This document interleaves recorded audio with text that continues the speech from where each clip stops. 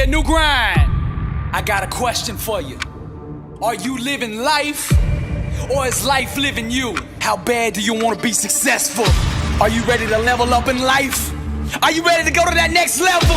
Are you sick of being average? I ask you again, are you living life, or is life living you? Less than unstoppable, the international world tour. Dr. Billy Alsbrooks, coming to a city near you. I'll be teaching a 4-hour, life-changing seminar on the art of greatness. Arise, champion. Every city will sell out. Get your tickets now. This year we're taking this thing global. 27 cities, Toronto, London, Paris, Rome. We're coming to impact 1 billion people. If you are serious about success, be at one of these events. Get your tickets now at blessedandunstoppable.com.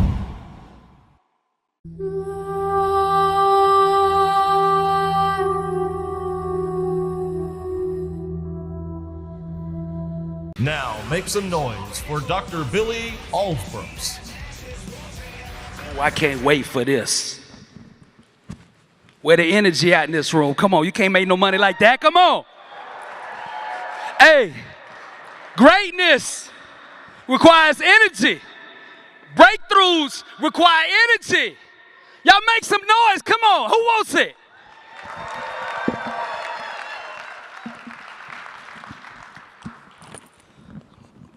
Success is a battle over those who want it and those who want it more.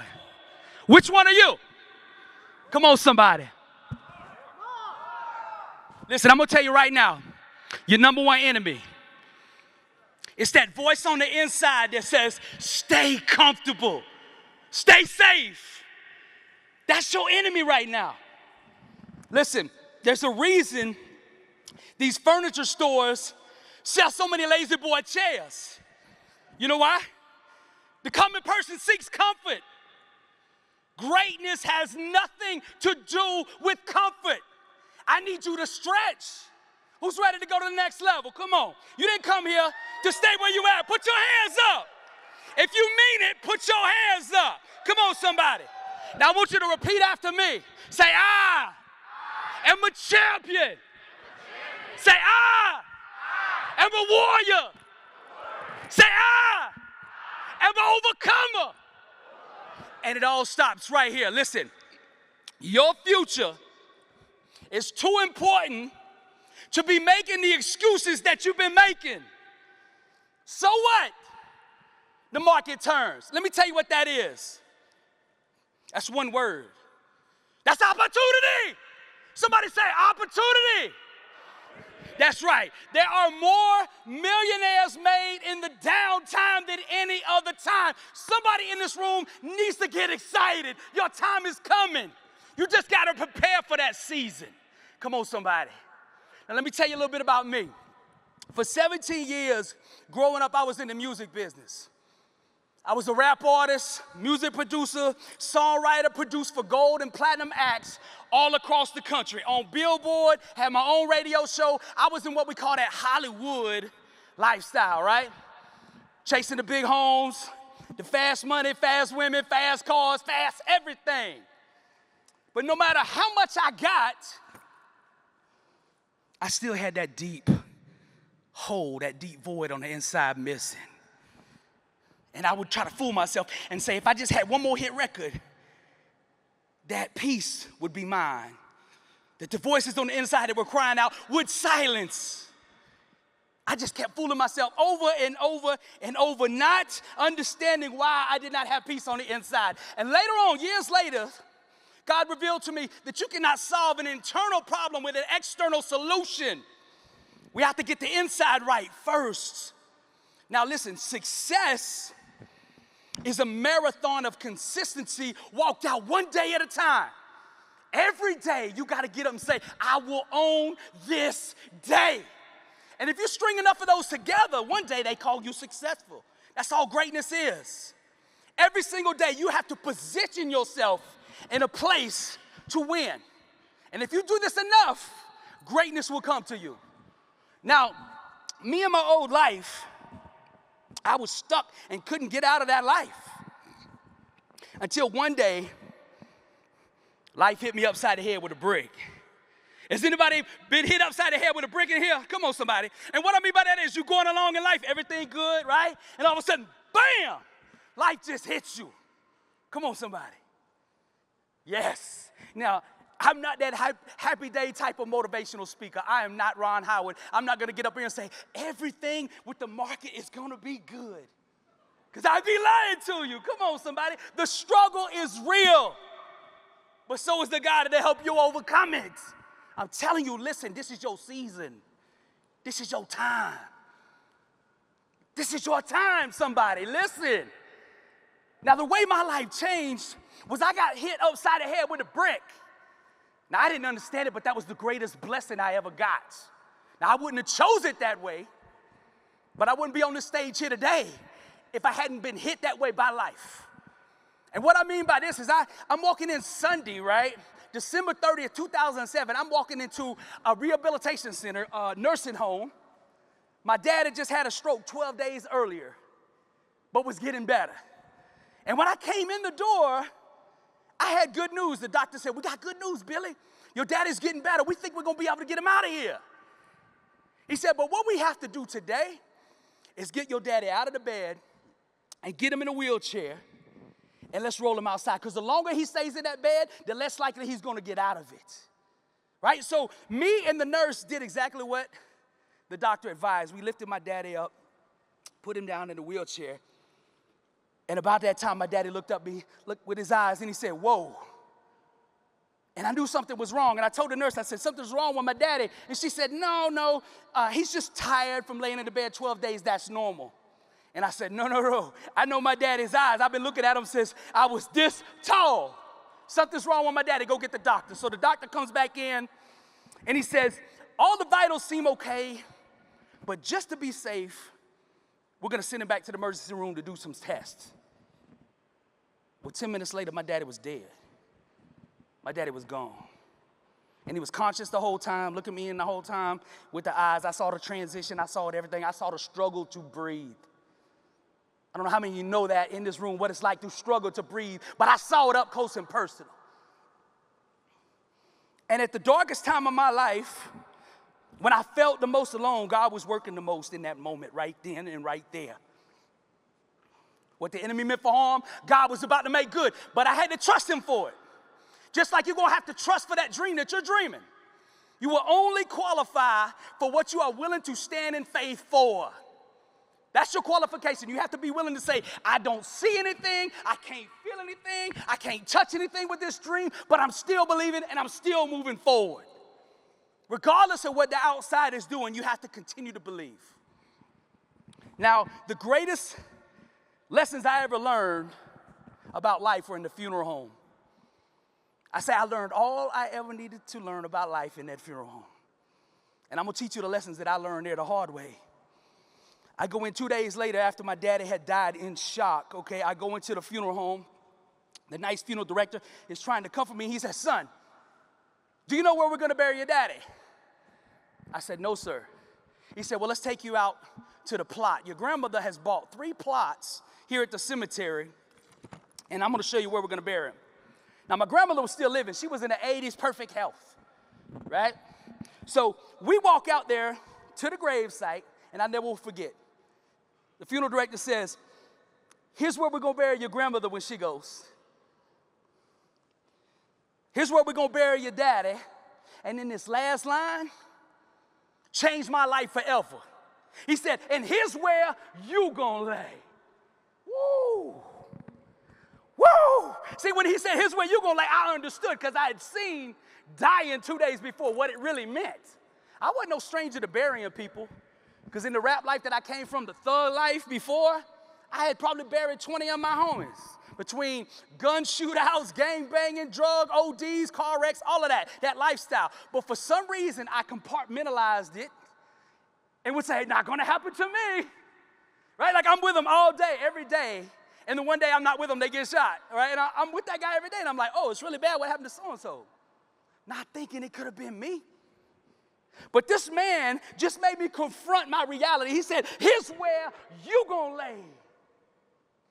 Oh, and it just kept cycling in my head over and over. Here's where you're going to lay. Here's where you're going to lay. So we made our way back into the funeral director's office. And the second part of the lesson began. I sat down and the funeral director slid 2 pieces of paper across the table. He said, now, I know this is going to be difficult, Billy, but I need you to do something for me. He said, on this 1 piece of paper, I need you to sum your daddy's whole life up in 2 to 3 sentences. Because this is going to be on the headstone. And he said, on this piece of paper, I need you to sum your daddy's whole life up in 2 to 3 paragraphs because this is going to be in the newspaper. So I got to thinking about it for a second, like what would my daddy want to be remembered for? What should I write?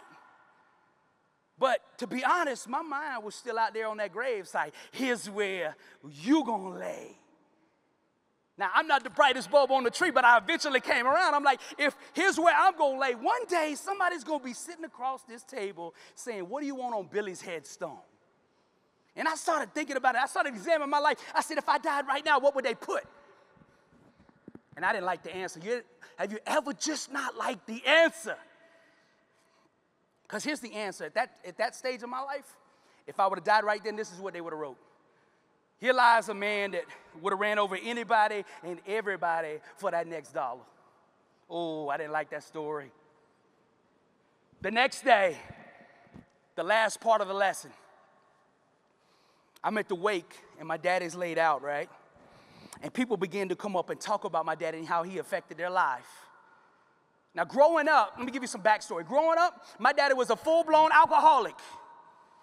Just like everybody on my dad's side of the family, from my grandfather to my uncles to him. And he really was a good man. He loved me. He never hit me. Wasn't that type of drunk. But he struggled. He had this vice where he would work 2 months and be sober and doing right and progressing, being promoted at work or whatever job he was doing. But then all of a sudden he'd fall off the wagon for 2 weeks. And see, the way my daddy drank was this. If he had 1 drop, he couldn't stop. I mean, literally couldn't stop. The only way he would stop would be me and my mother sit with him basically and just lock him in a chair and hold him down for 2 to 3 days until he dried out. He could not do it on his own. And every time my daddy would begin to fall off the wagon, this is what would happen. He would pick me up at school and we'd be riding home. And he'll see the gas station and he'll say, I think I'm just going to stop and get me 1 beer. Oh, the infamous 1 beer. It was never just one. We went into the convenience store and he said, oh, look at the sale on 6-packs. Oh, look how much the case is. I know what I'll do. I'll buy the case and drink 1 and give the other 23 to my brothers, which he would have half that case drunk by the time we got home. Now, my dad did this cycle all the way from my middle school years all the way up to my senior year in high school. He could not stop. My senior year, though, my mother had enough. She finally filed for divorce. And the craziest thing happened. That was the last day my daddy ever drank a drop of alcohol in his life. For the next 15 and a half years, he was sober. And he was impacting people. This is what happened. He spent the first year after the divorce getting himself right. And then he started going out sponsoring other people and helping other people get off addiction and get off of alcoholism like he was, right? So when I'm at this wake, I'm about to find out what my daddy's been doing this whole time. First guy comes up and he says, your daddy came and got me on the side of the road at 2 in the morning when an officer had pulled me over for drinking and driving, and I already had 2 strikes. And if I go to jail now, I'm going to prison. But your daddy talked the officer out of taking me to jail. He said, I'm his sponsor. This is a good man. He is working on this, and I'm going to help him seize back his life. And the man said, because of your daddy sowing life in me every single day, saying you are a champion. You have greatness in you. You are meant for more than this. And he would do it every single day. He said, because of your daddy, I've been sober 3 years. The next man come up and he said, your daddy came and bailed me out of jail at 4 in the morning when my family threw away the key and they give it up on me, but your daddy didn't do it. He said, you have greatness in you. Start acting like it. He said, and because your daddy, I've been sober 4 years. A couple came up and said, we were at the kitchen table with your daddy about to file for divorce. And your daddy said, don't do it. Just keep believing. Get in counseling, do the steps, do the work. You can make it. I believe in y'all. The lady told me, because of your daddy, we never got divorced. We got into counseling, and we have never been more happy in our life. We've been together 10 years since your daddy sat down with us. Now, I realized at this wake that I had my life all wrong. Because it wasn't what I was hearing that was bothering me. It was what I wasn't hearing. Like, I'm getting up every single day chasing this thug life, chasing this money and all this, right? And at the end, nobody said a thing about what I'm chasing every day. I'm living and dying for this stuff, right? And I realized at that moment, the only thing that matters is how much you sow into other people around you. That's your real net worth. How much are you sowing into those around you? That's what you're going to be remembered for. You want to live on for eternity? Sow life into the people around you. That's what this organization is about, helping people become the best version of themselves.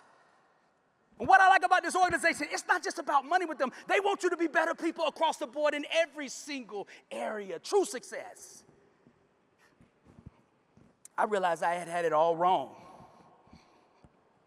The reason we are here on this earth is to leave this place better than you found it.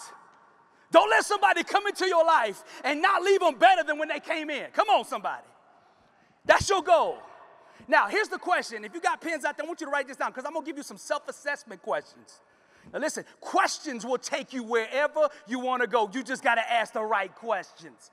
Now, my first question for you today is, what do you want your legacy to be? Write that down. What do I want my legacy to be? And what I mean by legacy is when you are dead and gone, what do you want to be remembered for? I remember reading this story about this famous author. Every book this guy wrote was a bestseller. So he's doing this interview with the host, and the host asks him, what is your creative process? How are you able to continue to write such amazing material over and over? What's your creative process? And the author said something so profound. He said, when I sit down to write a story, the first thing I do is write the last chapter first. And I was like, why would he do that? And then he answered, he said, and the reason I write this last chapter is because I always want to know where I'm going to end up in the story.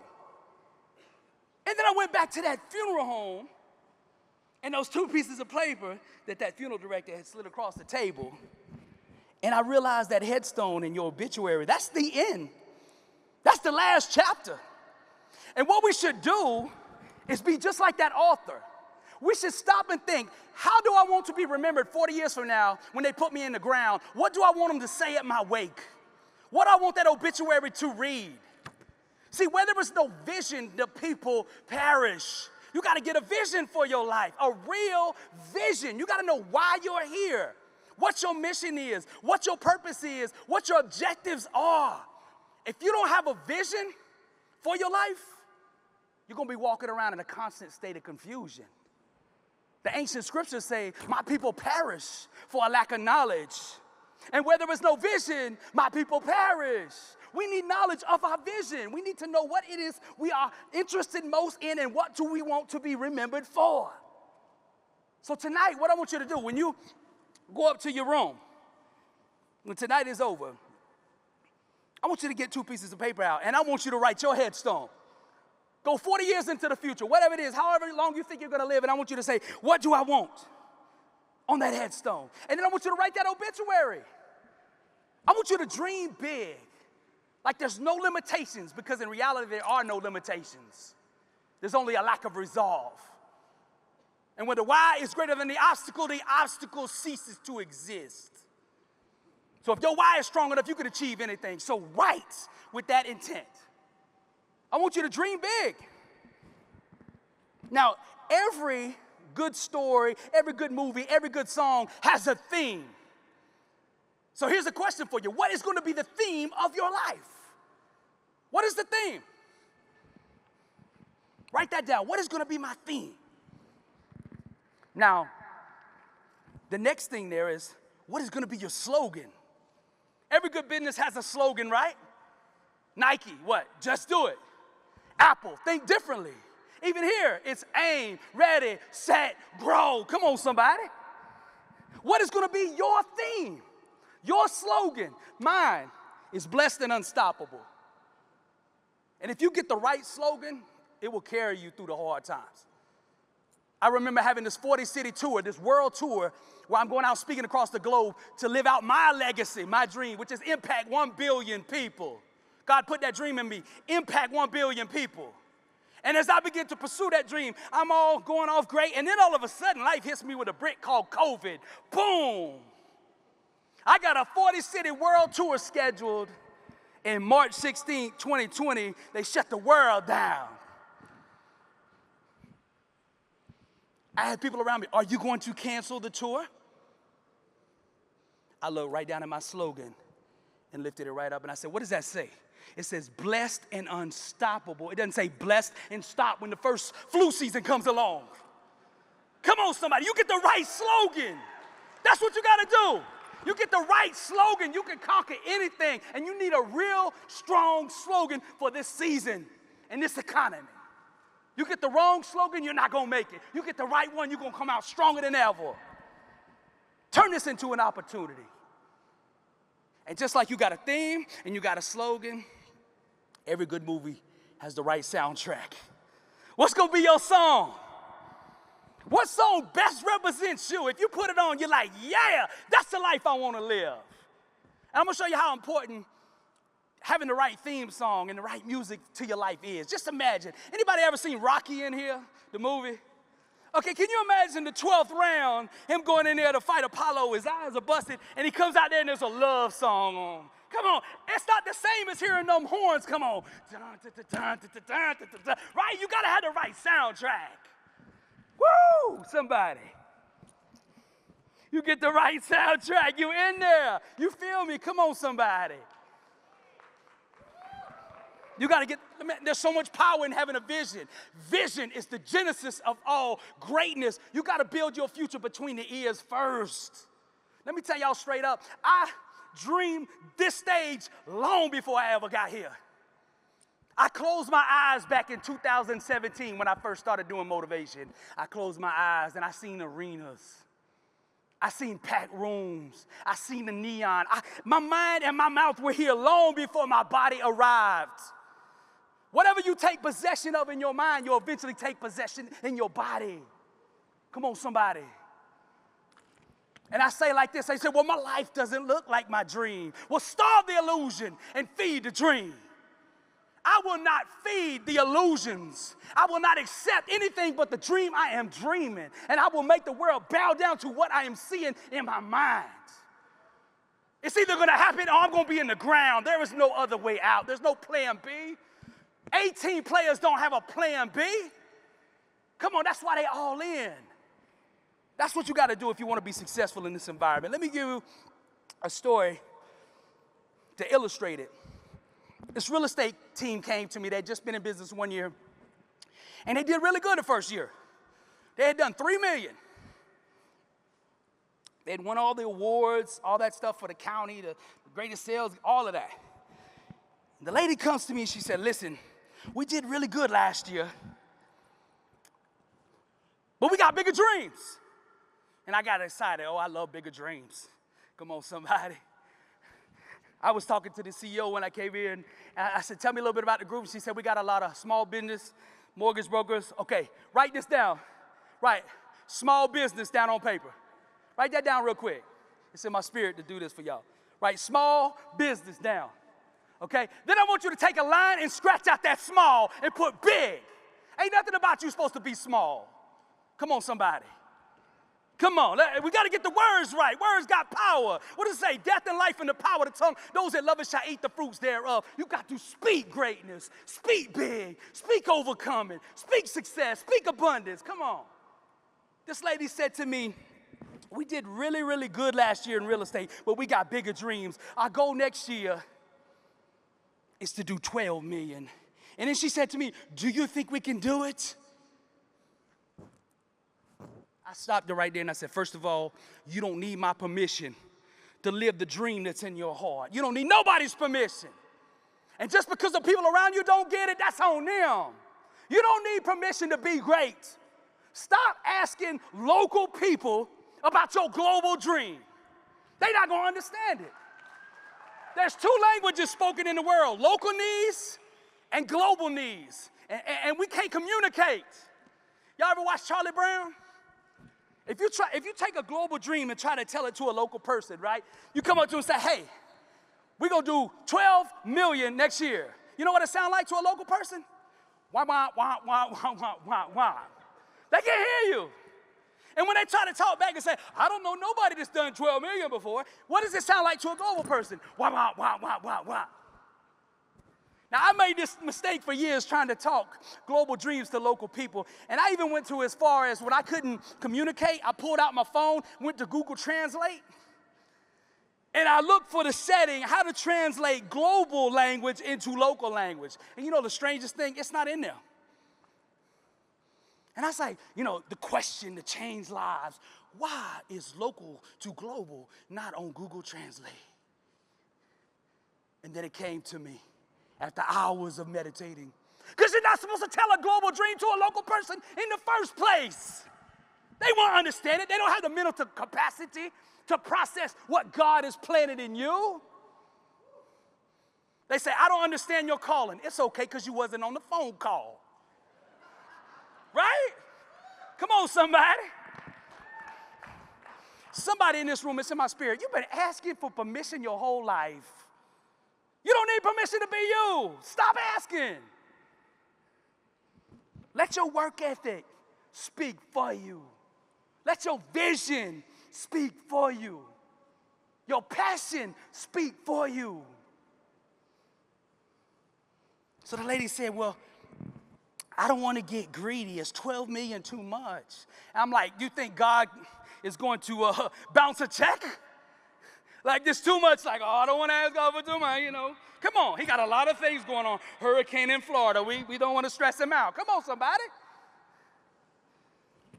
I said, are you serious about 12 million? How bad do you want it? That's the only question. She said, we really want it. I said, okay, here's what you do. Get your team together on Monday, and I'm going to come speak to them. And I'm going to help y'all get to that goal, right? So Monday comes, she got the whole team in there. They all got their pencils out and pads out, thinking I'm about to do normal like I do on my tour, give a 5-hour seminar. Not today. I'm doing 5 minutes because that's all they need. I walk in the room and I say, okay, first thing I want y'all to do, you see this blank wall over here in your office? I want you to put a 3-foot poster on it just with the number 12. Just with the number 12. I want you to stare at that 12 every time you come into this office. Okay, in the back of your business cards, I want y'all to get new business cards. On the back, really, really big, the whole back of the business card, just put the number 12. Everything in your desk, everything in the lobby, I want it to have the number 12 on it. When you start your Zoom meetings off on Monday morning, I want you to say, good morning, 12. When you leave the day at 9 o'clock at night because you're grinding, when you leave at night, I want you to say, goodbye, 12. The air fresheners in the car when you're going out to take people to see the houses, I want it to be the number 12. So everybody say, what's the 12? It means we're going to 12 million. On the back of your real estate shirts, say they got their realtor brand on the front. I want you to have that jersey number 12 on the back. Now, they implemented everything I told them to do. 12 months later, they had not done 12 million. They had done 14. Come on, somebody. Now, listen, that's just half the story. They called me back. They said, hey, we did it. We hit 14. And then she asked me the next question. Listen, I don't want to get too greedy. Which ain't biblical because the word says, I came that you might have life and have it more abundantly. Right? Come on, ain't no limitations. She said, I don't want to get too greedy. But we want to do 21. I said, okay, get your team together. I'll see y'all Monday. I come in on Monday, they got the pens out, thinking it's going to be a 5-hour seminar. I say, nope, it's going to be 5 minutes. This is what I need you to do. You see that 12 on the wall? I need you to flip it around to say 21. I need you to get rid of them business cards, and we're going to put 21 on the back. On those shirts you got, I need you to put 21 on the back of the shirt. The knickknacks, the air fresheners, everything in the lobby, 21. When you call your Zooms, when you do your lives, sign on, sign off with 21. 12 months later, they hadn't done 21. They did 24. And this year, they're on the way to 32. Come on, somebody. That's the power of vision. You have to decide what it is you want. Now, there's a difference between wishing, hoping, and living in fantasy land. What makes one a wish and one a vision? It's the faith behind it. You're right, correct, action. Because if there is no faith, you take no action, no faith. Now, you have to match the size of your dream with the size of your action, with the size of your faith. You can't build a $21 million dream with a $3 million mindset, a $3 million work ethic. Come on, somebody. This is why we struggle. We're trying to do something that we're not capable of because we haven't upgraded our system. iPhone upgrades its software every 6 weeks. We got to do the same thing with our mental software. Come on, somebody. When's the last time you upgraded your mental software? Come on, somebody. Come on, somebody. I'm going to give you number 2 now. Because first it starts with vision, knowing your legacy. Number 2 is identity. Oh, this is critical. You have to know who you are. Stop letting other people tell you who you are. Who are you? Write this question down. Who am I? That might be the most powerful question you ever ask yourself. If you ask that question to most people, they say, I don't know. Come on. Who are you? Let me show you how important it is. I'm on the road. So far this year, I've been on the road 160 days since January, speaking all over. So I get a lot of packages sent to my house, right? And because I'm not there, the postman will leave like the notice. Come pick up a package. You got a package at the post office, right? So I will take the package down there, the little notice to pick up my package. And on the notice, it's got my name, Dr. Billy Alsbrooks. So I come in and I'm like, hey, I got a package. Can I pick it up? What's the first thing the lady says? Let me see your ID. But no, ma'am, don't you see my name is on the paper? It's mine. The package says my name. I understand that, sir, but I need to see your ID. Now, success is the same thing. Success is waiting on you. It's waiting on you, but you can't pick it up unless you know who you are. Somebody needs to hear this. We must unlearn all that we have learned in order to become all that we are capable of being. You have learned too many limitations. People have told you too many things that you cannot do, and those are all lies. With God, all things are possible. Straight up. I'm proof. I ain't supposed to be on this stage. But I believe, and God is good. Come on, somebody. You can do anything that you set your mind to. I don't mean wish and hope for. Begging don't move God. Faith does. See, listen, destiny is obligated by universal law to demand what it is that you are standing in faith for. Destiny is obligated by universal law to concede to the demands of unwavering faith. The question is, do you believe? Do you know who you are? Do you know who your maker is? This world will try to put a cheaper price tag on you all day if you let it. I'll give you a good example. Before I came here to Vegas, I went by the gas station, and they had a little sale going on bottled waters, 50 cents. I go to the gym that morning on the way to the airport, the same bottled water, same brand, $2. Went to the movies the other night, saw that same brand, $3. When I got to the airport, it was $6. Same bottled water. What's the difference? Positioning where you plant yourself. For you to give birth to that greatness, you're going to have to plant yourself in the right place around people that understand you and understand your dream. People make this mistake trying to partner with lukewarm people thinking they can set the world on fire. Come on, everybody on your team should be burning with passion to do what you're trying to do. If they're not, and I mean this respectfully, if they're not, get rid of them. You can't do big things with common people, with average people. Average is the plague. It ain't COVID. More people have died from average than they ever will from COVID. Average is the plague. Average should scare you. Average kills dreams. You got to know who you are. God didn't make you average. He made you in his image. Ain't nothing about God lukewarm. Ain't nothing about him average. Ain't nothing about you should be average either. You must know and understand who you are. This story really, really stuck with me when I read it.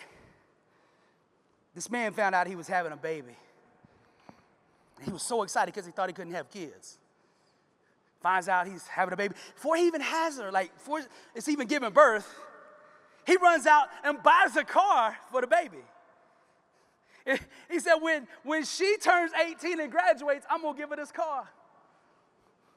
Now, he put that car in the garage and didn't do anything with it for 18 years. So you can imagine what that car looked like, right? Flat tires, don't crank, battery dead, all of that, rust, everything. So on graduation week, his daughter comes up and says, Daddy, I've been really wanting to ask you, but, I wasn't sure, but I've been really curious about what you're going to give me for graduation. He said, baby girl, I've been thinking about this day for 18 years since you were born. You're such a blessing.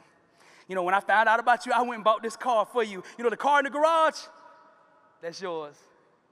Now, you can imagine her response. She said, you mean the car that don't run, that's got flat tires, that's rusty? You mean that car? He said, yes, baby girl, that car. And she kind of looked at him funny. She said, I love you, Daddy, but I was expecting a little something different. You ever expected something different? Come on. But it was really right what she needed because he about to teach her through this situation. He looked down at this little girl and he said, baby girl, do you trust me? And she said, yes, Daddy, I trust you. He said, okay, this is what I want you to do. I want you to go in that garage, and I want you to take pictures of that car and then go down to the local pawn shop and ask them what they'll give you for it. She goes down to the pawn shop. Now, she had took beautiful pictures. She used Snapchat filters and everything to try to make that car look better.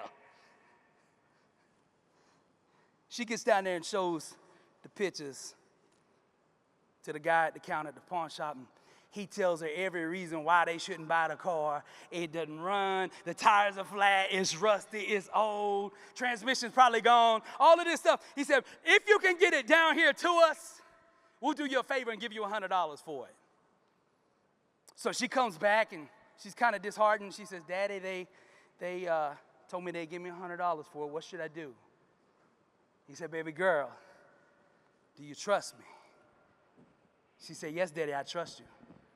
He said, okay, now what I want you to do is take those same pictures, go down to the local dealership and show them and see what they'll give you. So she goes down there and pretty much the same response. The guy said, it's beat up, old car, rusted, flat tires, won't run, da-da-da. If you can get the car down here to us, we will do you a favor and give you $1,000 for it.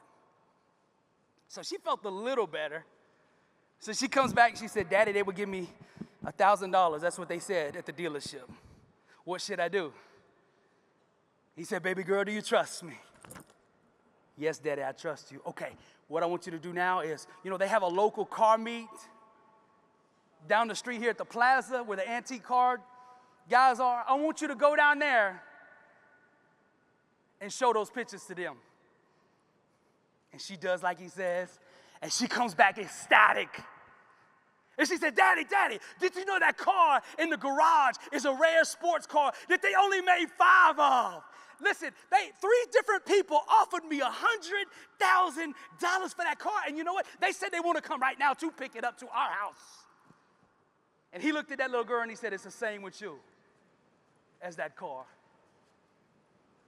You either taking your gifts, your talents, your love, your dreams to the pawn shop and getting $100, or the dealership at $1,000, or over here where they belong.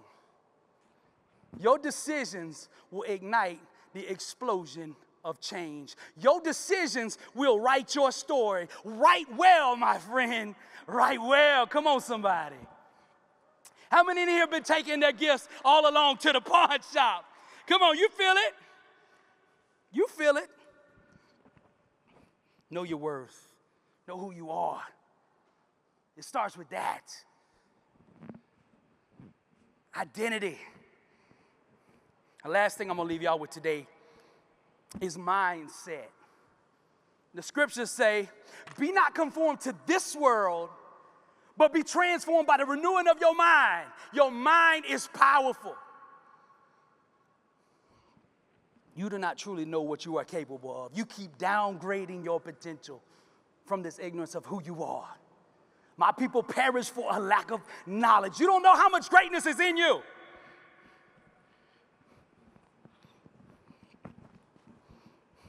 How many of y'all are familiar with the COVID mask? Come on, somebody. Now, I'm not against COVID masks. Let me show you something. I'm not against COVID masks, right? I'm just against where they tell us to wear them. Okay, now if you got big dreams and you're trying to do something that normal people don't understand, you got to pull out one of these. Okay, now the common people say, look, this is how you wear the mask, right? That's not how I see it. That's not how the greats do it. And that's not how the word says to do it. The word says take these and put them over your mind, over your thinking. You have to quarantine this. When people come over to my house, I ask them this question. I say, you got your shot? You got your vaccination? And they say, COVID shot? I say, no, your face shot. I can't have you coming in my house, my business. I can't have you stepping into my dream with doubt because it will spread. Come on, somebody. Everybody around you has to be bought in to what you're doing. So write this question down because it's really, really important. It's going to hurt a lot of people in this room. Listen, write it down. Write this question down. Who in my life right now does not belong? Ooh. Because there's some people that were meant for your life in the last season that aren't meant for this new season that's coming. And as bad as you want them to go with you to success, they just don't have a ticket. Come on, somebody. I struggle with that because I would try to bring last season people to this season. Oh, what a headache. Anybody feel me on that? Come on, somebody. Like the people at 3 million with the realtors, the people at 3 million weren't the same ones that were there when they did 21. The dream was too big. You got to quarantine this mind right here. You've got to make your dream inside your thinking, right? You got to make it so big that it has no place else to go but into the physical. Dream so big it just overflows into the physical. Protect your thinking. They used to ask me when I'd go out on the road right in the middle of COVID, aren't you scared of getting COVID? No. They say, why? I say, because I ain't got no room for COVID in my mind. If COVID can't get my body, if it can't get my mind, it can't get my body. Same thing with defeat. Same thing with lack, scarcity, sickness, bankruptcy. Oh, if it can't get you here, it can't get you here. Somebody needs to understand that. Now, I'm going to give you a couple things that I picked up on the road that are life-changing. You know, being on this tour, I got to meet hundreds and hundreds of millionaires and billionaires that come to my seminars. And I'm going to tell you the strangest thing. This is the mindset you need if you want that next level. This is the mindset, right? Okay, every single time I would meet one of these wealthy people that come up to me at my seminar, it was like they were speaking the same language off the same script. You know, the first 2 or 3 times when people came up to me, I didn't catch it. But after about number 5 and 6 and 7, I'm like, that's a coincidence. They keep saying the same thing. Why do the millionaires and billionaires keep talking the same way? Because it's a language. And this is what they would say. They would come up to me and say, I appreciate you. You know, I love the videos, love what you're doing, the motivation, blah, blah, blah. We do the introduction, and then here it would come. They ask me a question every single time. They would say this, how can I add value to your life? I'm like, the first time I heard it, I'm like, never heard that before. Most people saying, how can I raise my prices to you, right? Come on. Every single millionaire, billionaire that came up to me said that same thing. As soon as we got past the introduction, how can I add value to your life? And I'm like, there's something to this. So by about the 7th or 8th person that came up to me and they started talking, I could size them up and I knew what they were. We get past the introduction. I said, I know what question you're going to ask me. They say, no, you don't. I said, yes, I do. You're about to ask me how you can add value to my life. And they said, how you know? You one of us. Come on, somebody. You want to change your life. I'm going to tell you how to do it for the next 7 days. Commit to this. Who will commit to this? Raise your hand right now. If you want next level, raise your hand. I know success ain't for everybody, but if you want to be successful, raise your hand right now. Okay, I want you to commit to this. The next 7 days, everybody that comes in your surrounding touch that you can reach and talk to you, I want you to ask them this question. How can I add value to your life? I had a guy did this for 3 days. He made $400,000 extra dollars in 3 days just asking this question. He called all his previous clients up and said, hey, I really appreciate your business. Is there any other value that I can add to your life? And it will blow your customers away. You're like, you mean you called me not to tell me that you were raising prices, but that you wanted to give value to me? Money chases value. And the ones that understand that will make it in this coming downturn. The only ones that understand this are the only ones that will thrive. Come on, somebody. I had a guy start a mortgage company 2015, 2016. He had hired me back in 19 to come to Hawaii to speak to one of his teams. So I got to talking to him. And I said, man, you only been in business 3, 4 years? You got offices in 40 states? You got $1 billion company? How did you do it? He said, I was working for this one company that I didn't like the way they were doing business, treating customers. He said, I knew I could do it better. He said, so I broke out on my own. I started my own mortgage brokerage service, but the only problem was I had no money to market, no money to hire employees, nothing, and I had one customer only, a friend of mine who was doing me a favor. He was getting a house, he was like, I'll let you be my mortgage broker. And he sat around there for days thinking, how can I get this business off the ground? What is going to be my strategy, right? How do I do this? I don't have any resources. So he came to the conclusion, the powerful revelation of this. This is how he told me that he approached that first customer. He said, I'm going to sit down with this guy, and I'm going to treat him better than anybody in the world can treat this guy. I'm going to add more value to his life than anybody can do it in this business right here. I am going to make sure every aspect of this deal goes right for this man. And I know if I add that kind of value to him, he'll go out and refer 10 more people to me. And he said, that's what I did. He said, I sat down and I served this guy. I added value to this man. He referred 10 people to me. Then those 10, I sat down the same way like they were the only customer in the world. Whoever's in front of you, that's the only one in the world. And I will treat this person better than anybody. I'm going to dominate in customer service. I'm going to dominate in value. He said, and then those 10 referred 10. And I had a business. He said, I had them hire employees. And just in this Hawaii branch, I got 120 brokers. And I conveyed that same message to them. And this is how we treat everybody. This will change your life. Common people seek money. Wealthy people seek value. The more value you add, the more return you will get. Simple as that. Who's ready for that? Will you commit to this? Say this after me. Say, I will add value. I will add value. Come on. Now, you're going to have to be resilient,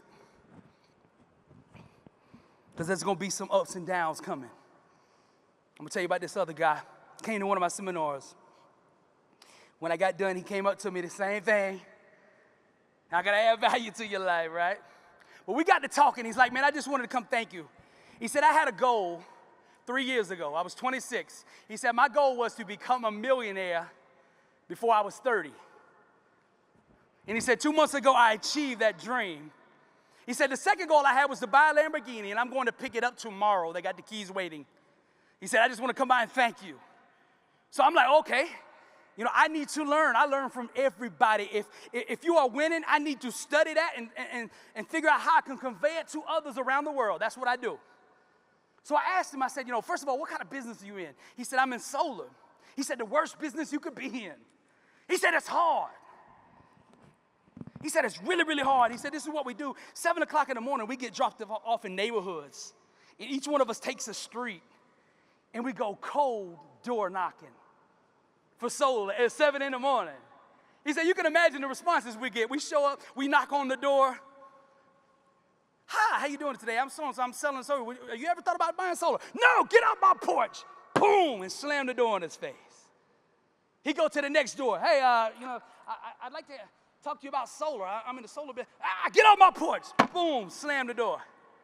He said by the fourth door, the common person that we hire quits. He said, but the numbers and stats show if we knock on enough doors, we win. And we win big. We just have to have the mindset to keep knocking. And he said, this is what happened with me and how I became a millionaire. He said it was because of you. He said, this is what I would do. He said, I would go up to the door and I'd have my AirPods in. He said, I'd knock on the door in the morning, first customer. Would you like to buy some solar? No, get off my porch. Boom. He said, as soon as that door slammed, he pulled his phone out. He had me on YouTube on the motivational videos, hit play. Boom. I was born a champion, raised a champion. I got champion in my bloodline. All I ever be is champion. And then by that time, he would get to the next door. He'd put pause on the motivational video. Boom. And knock on the door. Would you like to buy some solar today? No, get off my porch. Boom. He pulled that phone right back out. YouTube, hit play. Boom, I was born a champion, raised a champion. I got champion in my bloodline. All I ever be is a champion. He said by that third door, I was knocking with a little bit more intensity. Where most people were falling off, I was getting fired up. Yeah, you want to buy some solar today, don't you? And it's contagious. And the guy would say by the third door, he said, how did you know? Because I saw you last night when I closed my eyes. I saw you answering that door and say, yes. And matter of fact, I saw that your brother needed too. How did you know? Because I saw it in my mind. He said, I did this every single day. He said, I learned to own the 30. And I'm like, what does that mean? He said, I became a millionaire by owning the 30. I'm like, what does that mean? He said, listen, it took 30 seconds for me to get from this door to this door. Now, the winning is done in between right here. The no, the rejection, and who can stay focused and not carry this no to the next customer, to the next door, to the next situation. He said, if I own the 30 by listening to and keeping my mindset right, and I showed up at the next door with that intensity and kept doing this, I would win. I had to learn to own the 30. He said, I became a millionaire just by owning the 30. He said, I'm number one in 16 states. Now this guy, he's just average looking, right? Just common person. But he had this supermodel fiance. So I asked him, I said, man, all kidding aside, how'd you do that? To be real, how'd you do it? Because I got to learn how you did that. He said, I learned to own the 30. And I'm like, what do you mean? He said, I asked out 30 times and she said no, and I just kept on asking. He said, we get married 2 months from now. Come on, somebody. Own the 30. Your success potential will always be equivalent to the level you're willing to be uneasy. Like I said when I started this thing off, success has nothing to do with comfort. First thing you ought to do if you want success, when you leave this door, ask this question: how can I put myself in the most uncomfortable position possible? Because that will make you grow. The common person says, how can I make my day easier? Come on, you got greatness in you. I'm going to end with this. Somebody needs to hear this too. Every step up the success ladder you go, you're going to have to get in the ring with something else you fear, right? Something that you fear is going to prevent you from going to the next level. And until you are willing to get in that ring and face that fear that you keep running from, you're not going to the next level. Now, with me, I had this dream in me of going around the globe and then impacting 1 billion people, sowing life over them. But the only problem was I was scared to fly. That ain't gonna work, right? I had to get in the ring with flying, and I just had to trust God with that, right? And that was good. I faced the fear. I flew about 10 times, and I was getting comfortable. Oh, somebody can relate to this. I was getting comfortable. I'm on this flight going to speak in Denver. And the topic I'm speaking on is faith, trusting the dream, trusting in yourself, trusting in your maker, having that kind of faith, right? This is what they said, we need you to instill this faith into these kids that are graduating, right? Because we've instilled all the tools and all that, but we know that when they get outside of that real world, things are gonna happen. And we need them to believe, and we know that you can sow that over them. And I'm like, yes, sir, that's my calling right there. I can sow that dream. I can sow that faith into them. I'm the one. So I thought, right? Come on. I thought I was already qualified to speak on faith. Oh.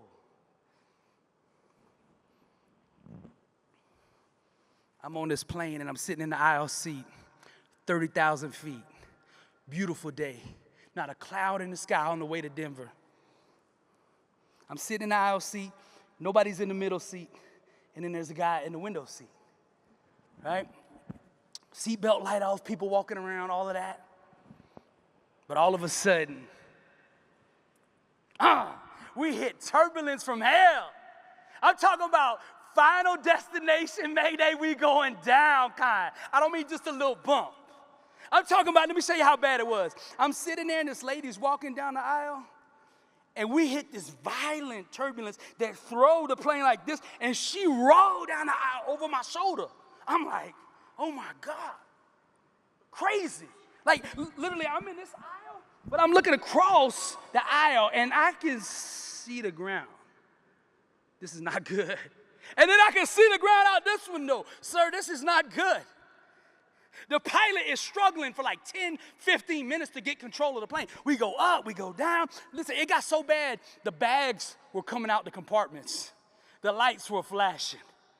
Oxygen mask came down. I was like, oh my God. And I'm like, God, don't you know I gotta go speak? Could you at least do it on the way back? It's chaos. Let me tell you what it looked like, just to describe it. I look back here, right? In the back of the plane, and it's total chaos all the way around. You want to see a community come together? White, black, red, brown, Jew, Christian, Catholic, it doesn't matter, Muslim. We all came together as one. If you want to get a community together, get on a plane that you think you're going down. I'm telling you, all that other stuff don't mean nothing. We brothers and we sisters, trust me. And that's what we got to get back to, right? Come on. But it was all chaotic. People praying, babies crying, all of that, all around the plane until I got to this guy sitting next to me. No lie. This guy's leaning up against the window looking like this. Just calm as can be. Has somebody's peace ever bothered you? I mean, they like, you just, bro, don't you know what we going through? Right? Like, why are you so calm? Didn't you see the market today? Do you know they raised the interest rate 3/4? Don't you know? Come on, somebody. His peace bothered me. Now, I had made the mistake of watching one of the 9/11 movies before I got on that plane. The Let It Roll, when they tackled the guy, all that. So I'm thinking like, this guy's not acting right. His behavior is not fitting the situation. He's supposed to be crazy like us. So I'm watching him. I got my eye on you because you're too peaceful. So I got to probe him because it's really bothering me that he's so peaceful. So I look over him, I say, man, it's a crazy flight, ain't it? And I started looking at his body language. I want to see if he was a threat, right? And he looked over at me. I never will forget. He said just like this. It's a little bumpy. And he went to looking back out the window. I'm like, a little bumpy? You didn't see the lady just roll down the aisle? Like, bruh. And then I'm thinking, you know what? I watched another movie, Twilight Zone. He's in another dimension, and we just overlapped in the fourth dimension because he's not on this plane. There's no way he's that comfortable in this situation. So I remember looking back over him confused by his, it's just a little bumpy, right? What do you mean just a little bumpy, sir? Enlighten me. And he sure did. He sure did enlighten me. He looked over at me, he said this. He said, you know, in situations like this, I don't get too bent out of shape because I know who's flying the plane. And he just went back to looking out the window. Oh, listen, big bad motivational speaker, preacher, all that. I got the Bible in my lap and everything, going to speak on faith. But this man just showed me what it looked like. It's not faith until the turbulence comes. Everybody can do it in the peacetime, right? When the rate's at the bottom, we all could be mortgage brokers. When it's at the bottom, now we about to find out who's real, right? Come on. Come on. Man, you should be happy. All the people that don't believe, they about to get out your way. Come on, somebody. Let me tell you, it was like when he said, who's flying the plane, I immediately knew this was a God lesson. Right? Because you're going to speak on faith. I needed to show you what it looked like. And I tell you not, I kid you not. I looked up, you ever winked at Jamaica like, okay, I get it. Right, I get it. You could have done this a different way. Right? And the craziest thing, as soon as I acknowledged the lesson here that I learned in the moment of the trial, the plane went. As soon as you get the lesson, that season of trial will be over. Come on, somebody. There's going to be some times when you leave this door today, it's coming. There's going to be some turbulence. And when you want to quit, when you want to give up, when you can't see that dream happening, everybody around you collapsing, all of that stuff, I need you to remember who's flying the plane. Come on, somebody. Now listen, you can either sit around and listen to inspirational stories, or you can get up and go become one. I want you to get up and go become one. I love you. Thank you for having me out here.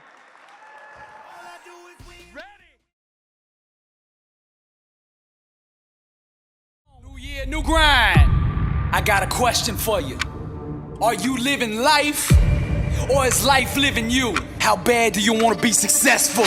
Are you ready to level up in life? Are you ready to go to that next level? Are you sick of being average? I ask you again, are you living life? Or is life living you? Blessed and unstoppable. The International World Tour. Dr. Billy Alsbrooks. Coming to a city near you. I'll be teaching a 4-hour, life-changing seminar on the art of greatness. Arise, champion. Every city will sell out. Get your tickets now. This year we're taking this thing global. 27 cities. Toronto, London, Paris, Rome. We're coming to impact 1 billion people. If you are serious about success, be at one of these events. Get your tickets now at blessedandunstoppable.com.